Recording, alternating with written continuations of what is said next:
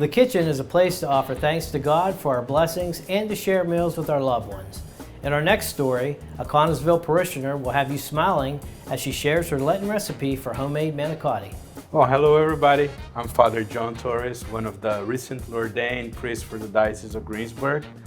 I'm here at St. Rita's Parish Hall, where we have our famous Italian festival, and I'm with the Rita, the one that runs everything in here. She's my American mother, so she takes care of me and everything. And today she's gonna teach me, because I don't know, I'm gonna learn with you how to do her famous manicotti. Right? Yes. We're going to do the batter first. Okay. Okay? The batter for the crepe is 5 eggs, a cup of flour, and a cup and a fourth of water. Okay, then you're going to take the mixer. You're going to turn it on low. Now put it down, put it in first. You're going to add a little bit of the flour at a time and mix it with the mixer as you add it in. Like this? Yes. Now turn your mixer on. I feel like a professional chef. No. Oh. Mix that in first. Now get the water. Pour it a little bit at a time. Stop. I said a little bit at a time. That was a little bit. So why can't I just pour the water all at once? I have to do it slowly. Now you do it slowly because it has to mix. If you do it all at one time, you get all these lumps. For the second step of the recipe. Okay, so we have this grill here. You're going to set the grill at 350. 350? Yeah. And what is this? That's Pam. It How does long? not go on the grill.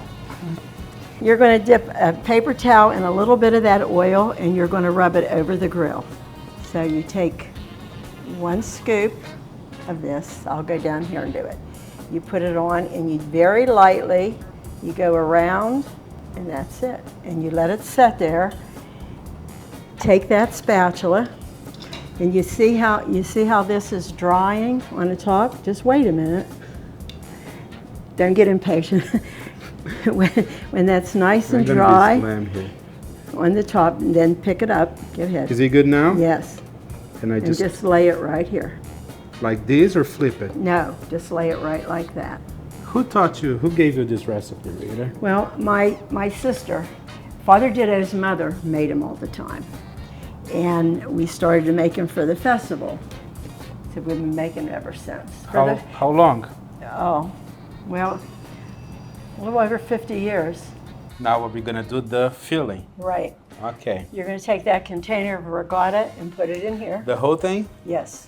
Okay. You gotta know that I thank you very much for not only teaching me this recipe, but also for being my American mom.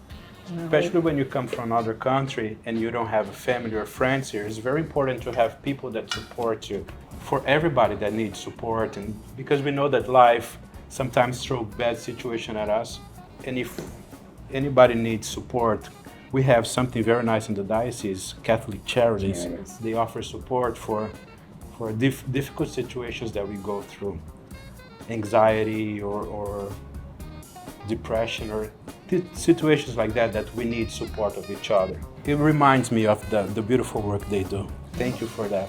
You're more than welcome. It was an honor. Okay, so we put the ricotta cheese. You're going to take 1 egg. 1 egg. Stir that up.